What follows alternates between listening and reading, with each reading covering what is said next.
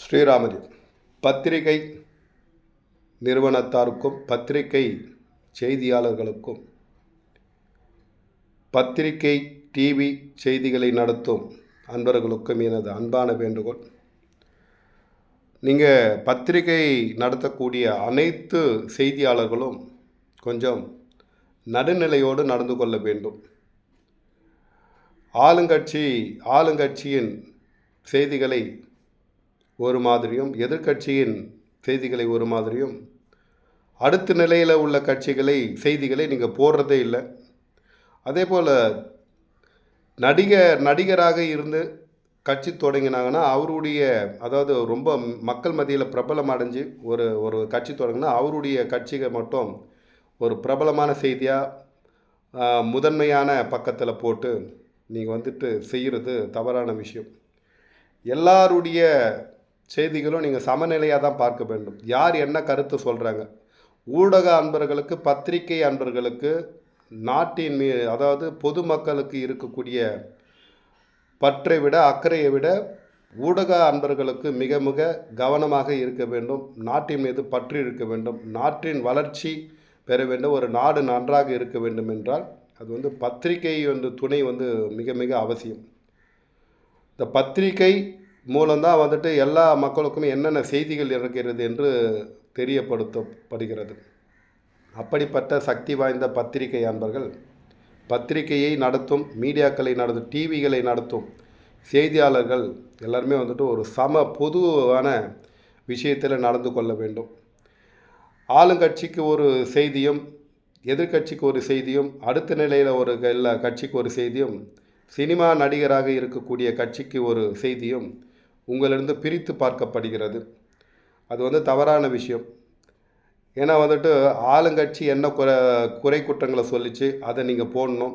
அதே போல் எதிர்கட்சி என்ன குறை குற்றங்களை சொன்னாங்க, அவங்க என்ன சொல்கிறாங்க ஆளுங்கட்சியை பற்றி, அதை நீங்கள் போடணும். அடுத்த நிலையில் உள்ள மூன்றாவது நிலையில் உள்ள கட்சி என்ன சொல்கிறது, அவங்க என்ன சொல்கிறாங்க, அவங்க என்ன வார்த்தைகள் பேசுகிறாங்க, என்ன மீட்டிங் போடுறாங்க, எவ்வளோ மக்கள் சேர்றாங்க, இதை நீங்கள் எடுத்து போடணும். இப்போ புதிதாக உள்ள கட்சி நடிகர் கட்சி, அதாவது மக்கள் மத்தியில் ஒரு ஸ்டார் அப்படின்ற பேர் பெற்ற ஒரு கட்சி.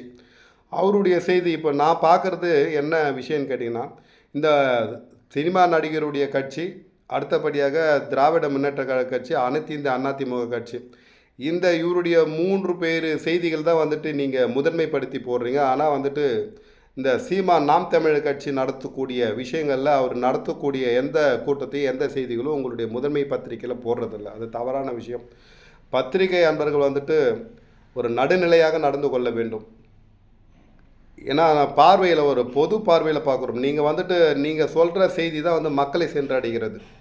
அது பொய்யாக இருந்தாலும் சரி, நிஜமாக இருந்தாலும் சரி, நீங்கள் போட்டுட்டாங்க.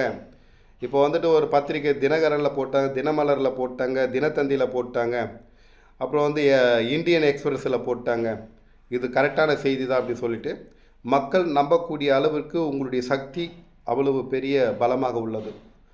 அப்படிப்பட்ட நீங்கள் இந்தியா அதாவது தமிழகத்தின் அரசியல்வாதிகளை தலையெழுத்தியே மாற்றக்கூடிய சக்தி வாய்ந்தவர்கள் நீங்கள்.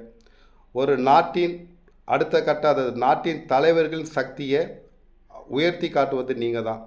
ஒரு நாட்டுக்கு பக்கபலமாக இருந்து அவர்களுக்கு அந்த செய்திகளை மக்களிடமிருந்து சேர்க்க வேண்டிய இடத்துல நீங்கள் இருக்கீங்க. அப்படிப்பட்ட ஒரு அதாவது 4 தூண்கள்லாம், ஒரு நாட்டுக்கு 4 தூண்கள்லாம், அதில் பத்திரிகை துறை ஒரு தூண். நாட்டுக்கு ஒரு பாதுகாப்பு, ஒரு அரசர், அடுத்தது பாதுகாவலர், செய்தியாளர், அடுத்தது அரசமைப்பாளர். இவங்க 4 பேரும் தான் 4 தூண்கள். அந்த 4 தூண்களில் ஒரு தூண் நீங்கள். அப்போது நீங்கள் நடுநிலையாக நடந்து கொள்ள வேண்டும். நீங்கள் நடுநிலையாக இது வரைக்கும் நான் ஒரு 20 வருஷமாக பத்திரிகையை டிவிகள்லாம் கவனிச்சிட்டு வரேன். ஏன்னா ஆளுங்கட்சிக்கு ஒரு செய்தியும் எதிர்கட்சிகளுக்கு ஒரு செய்தியும், அடுத்த கட்சியில் புதுசாக கட்சி தொடங்கினாங்கன்னா ஒரு ஸ்டார் கட்சி தொடங்கினா அவங்களுக்கு ஒரு செய்தியும், அதே போல் அறிமுறையில் மக்களுக்கு சேவையாற்ற வராங்க ஒரு கட்சி புதிதாக தொடங்கி ஒரு இயக்குனராக நான் வெளிப்படையாக சொல்கிறேன். திராவிட முன்னேற்ற கழகத்திற்கு ஆளுங்கட்சியாக இருக்கிறது, அதற்கு ஒரு முதன்மைப்படுத்தி ஒரு செய்தி நீங்கள் போடுறீங்க. அனைத்து இந்திய அண்ணா திராவிட முன்னேற்ற கழகத்திற்கு ஒரு முதன்மைப்படுத்தி ஒரு செய்தியை போடுறீங்க. அதே போல் வந்துட்டு நாம் தமிழர் கட்சிக்கு ஒரு செய்தி, அவர் வந்து எவ்வளோ பரப்புரை செய்கிறார், ஊர் ஃபுல்லாக வந்துட்டு தமிழகம் ஃபுல்லாக வந்து சுற்றுப்பயணம் அவர் வந்து நீங்கள் செய்தியில் காட்டுறதே இல்லை. அவர் எந்தெந்த மக்களை சந்திக்கிறார், உண்மையை சொன்னால் வந்துட்டு நீங்கள் செய்தியில் காட்ட மாட்டீங்க. அதே போல் வந்துட்டு இப்போ தாவக தலைவர் விஜய் அவர்கள் வந்துட்டு கட்சி தொடங்கியிருக்கார். இப்போ அவரை வந்துட்டு முதன்மைப்படுத்தி அவர் எங்கெல்லாம் போகிறாரோ அவர் பின்னாடியே நீங்கள் கேமராவை தூக்கிட்டு பத்திரிகையை தூக்கிட்டு நீங்கள் போகிறீங்க. இதெல்லாம் எந்த அளவுக்கு நல்லதில்லை. அதாவது சமுதாயத்திற்காக சேவை செய்யக்கூடிய வருபவர்களுக்கு நீங்கள் ஆதரவு சமநிலையோடு ஆதரவு தரணும். விஜய்க்கு ஒரு ஆதரவும், அனைத்து இந்திய அதிமுக ஒரு ஆதரவும், அதே போல் திராவிட முன்னேற்ற கழகத்திற்கு ஒரு ஆதரவும் நீங்கள் தரீங்க. அதாவது இந்த இப்போ இருக்கிற நிலைமைக்கு பார்த்திங்கன்னா 4 கட்சிகள் தமிழகத்தில் போட்டிடுறது. அந்த 4 கட்சிகளை போட்டிடுறதுல சீமானுடைய பரப்புரையும் நீங்கள் எதிர்மறையாக காட்டுறதில்லை. இதில் நீங்கள் அதிகமாக காட்டுறது யாருன்னு கேட்டிங்கன்னா திராவிட முன்னேற்ற கழகத்திற்கு, அனைத்து இந்திய அதிமுகவுக்கு, அடுத்த கட்டமாக விஜய் அவர் வந்து ஸ்டார்ன்றதுனால எங்கே போகிறாங்க மக்கள் கூட்டம் கூடுறாங்க அப்படின்னு சொல்லிட்டு உங்களுடைய செய்தித்தாளை முதன்மைப்படுத்துவது, உங்களுடைய செய்தி பத்திரிகை நியூஸை வந்து முதன்மைப்படுது.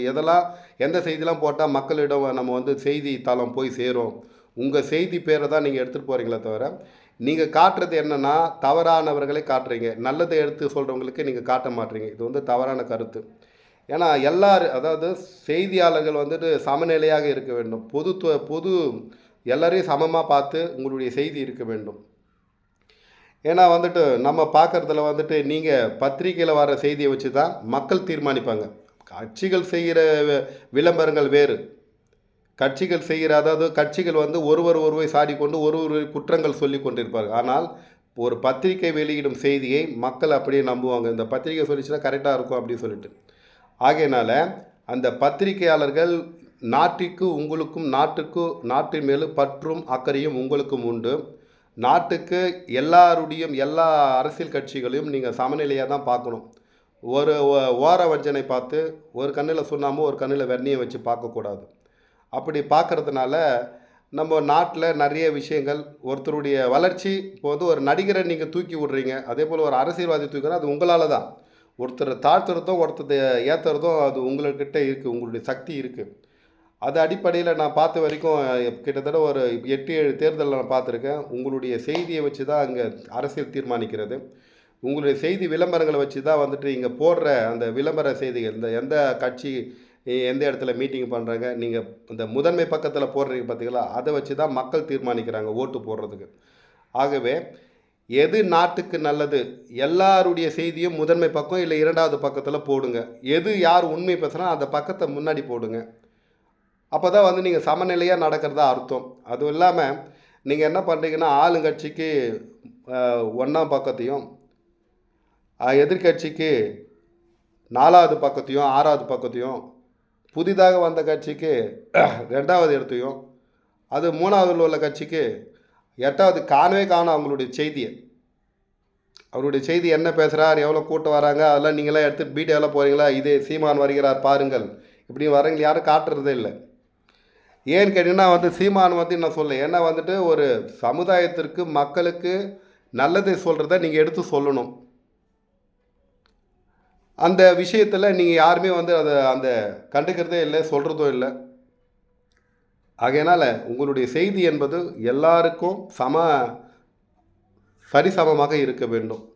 அந்த சரிசமமாக இருந்தால்தான் நாடு வந்து நலம் பெறும். ஆகையினால் யார் உயர்ந்தவர் யார் தாழ்ந்தவர் என்று நீங்கள் பார்க்கக்கூடாது. யார் நல்லதை சொல்கிறார்கள் அதை வந்து மக்களிடம் எடுத்து சேர்க்க வேண்டும். நாட்டுக்கு எது நல்லது என்பதை நீங்கள் எடுத்து முதன்மையான செய்தியாக போடும்போது தான் மக்கள் வந்து சிந்திப்பாங்க. நீங்கள் கொடுக்கறது எல்லாமே முதலமைச்சர் போகிறார், அவர் முதலமைச்சருடைய செய்தி, அவர் வந்துட்டு முதலமைச்சராக இருந்து பணி செய்து கொண்டு தான் அவருடைய செய்தியை முதன்மைப்படுத்தி போடலாம். இப்போ தேர்தல் நடந்து கொண்டு இருக்கிறது, அடுத்த ஆட்சிக்கு தேர்தல் நடக்கிறது. அப்போது மக்களை சந்திக்கக்கூடிய இடத்துல யார் என்ன சொல்கிறாங்க அந்த செய்திகளை முதன்மைப்படுத்தி போடுங்க. எது நல்ல செய்தி அதை முதன்மைப்படுத்தி போட்டு அடுத்த கட்டமாக அவங்க பேசுகிற பேச்சிலேருந்து பிரிங்க. யார் நல்லது சொல்கிறாங்க, யார் நல்லது செய்யலை, 2வது யார் நல்லது சொல்கிறாங்க, அது அவங்க 2வது செய்தியாக போடுங்க. 3வது இப்போ வந்து நீங்கள் அதை போட்டிங்கன்னா உங்கள் மக்களுக்கு வந்து எளிமையாக புரியும் யார் என்ன சொல்ல வராங்கன்னு. ஒரு ஆட்சியாளர் வந்து தன்னுடைய ஆட்சி சாதனை தான் வந்துட்டு தான் ஆட்சியில் செய்த சாதனைகளை சொல்லி தான் ஓட்டு கேட்கணும். எதிர்க்கட்சிகளை குறை சொல்லியோ அல்லது சட்டமன்றத்தை பார்லிமெண்டத்தை குறை சொல்லியோ ஓட்டு கேட்பது சரியான நிலை இல்லை. எதிர்க்கட்சிகள் வந்துட்டு ஆளுங்கட்சியை குறை சொல்லி ஓட்டு கேட்கலாம். ஆனால் ஆளுங்கட்சி வந்துட்டு மத்திய அரசை குறை சொல்லியோ அல்லது எதிர்க்கட்சிகளை குறை சொல்லியோ ஓட்டு கேட்பது சரியான நிலை. நீங்கள் உங்ககிட்ட ஆட்சி தரோன்னா எதுக்கு தரோம்? மக்கள் நல்ல செய்தாலும் தரோம். அதை விட்டுட்டு நான் செஞ்சேன்னா யார் வச்சு உங்கள் வீட்டு பணத்தை ஒன்றும் எடுத்து செய்யலையே. ஆட்சியாளர் அவர் வீட்டு பணத்தை எடுத்து செய்கிறாங்க. மக்கள் கொடுக்குற தமிழகத்தில் உள்ள அனைத்து மக்களும், அதாவது பிச்சை எடுக்கும் அன்பர் கூட ஒரு இடத்துல போய் ஒரு போண்டா, ஒரு டீயோ ஒரு காஃபியோ ஒரு சோப்பு வாங்கினா அதில் ஒரு 50 பைசா 60 பைசா டேக்ஸ் இருக்குது. அது மூலிமா தான் நீங்கள் அரசாங்கத்தை நடத்துகிறீங்க. அது நல்லது செய்கிறது தான் நீங்கள் அரசு அமைக்கிறீங்களே தவிர, மற்றபடி வந்துட்டு உங்கள் வீட்டு சொந்த பணத்தை எடுத்து போடுறதுக்கு யாரும் இங்கே வரல. அந்த சேவையை வந்து செய்கிறீங்க. அப்போது இந்த மாதிரி விஷயங்கள்லாம் இருக்கிறப்போ, இது முதலமைச்சர் செய்தார், அந்த முதலமைச்சர் செய்தார் நீங்கள் வந்துட்டு முதன்மைப்படுத்தி பத்திரிகையாளர் போடுவது வந்து தவறான விஷயம். ஆகையினால் நல்ல செய்திகளை முதன்மைப்படுத்தி காட்ட வேண்டும். செய்தியாளர்கள் தான் 4 தூண்களில் ஒரு தூணு. நீங்கள் செய்கின்ற செயலால் தான் நம்ம நாட்டினுடைய வளர்ச்சி பெறும் என்பதை நான் வந்துட்டு உங்களிடம் மன்றாடி கேட்டுக்கொள்கிறேன்.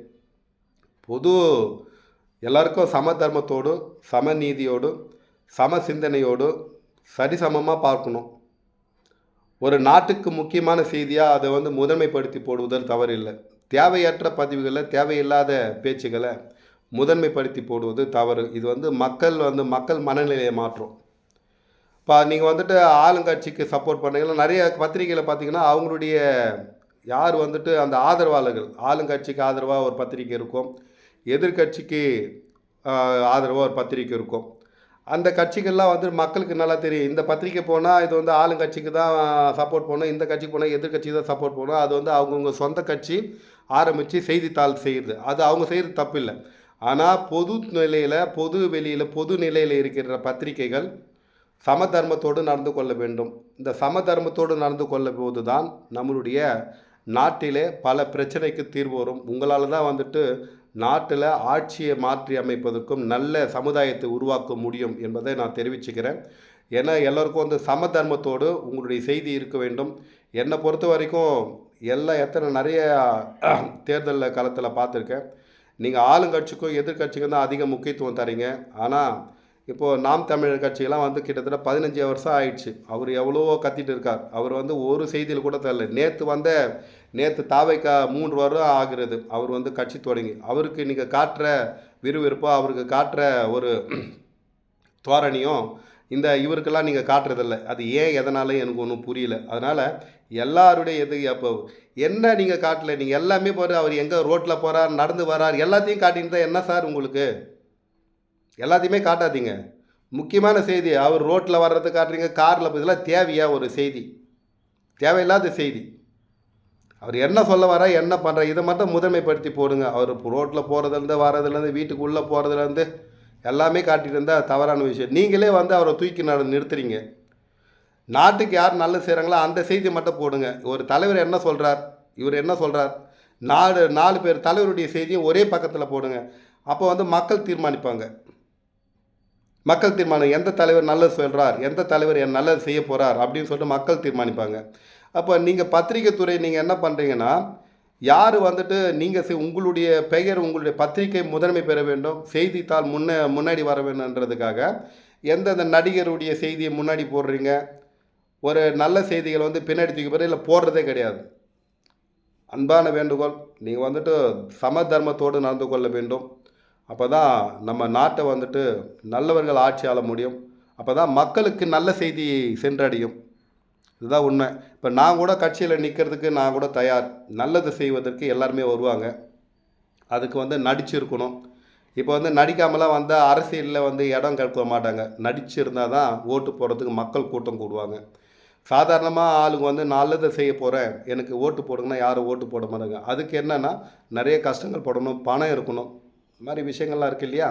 ஆக நல்லது செய்யக்கூடிய விஷயத்தில் யாரோ ஒருத்தர் 2 பேர் வந்துட்டாங்கன்னா எல்லாரையும் சம தர்மத்தோடு சமச்சீராக அனைவரையும் ஒருமித்த கருத்தோடு உங்களுடைய செய்தி இருக்க வேண்டும். அதாவது கட்சி சார்ந்த செய்தியாளர்களை நான் கேட்டுக்கொள்ளவில்லை. அவர்கள் வந்து அவர்கள் கட்சி என்ன சொல்கிறதோ அதை தான் செய்வாங்க.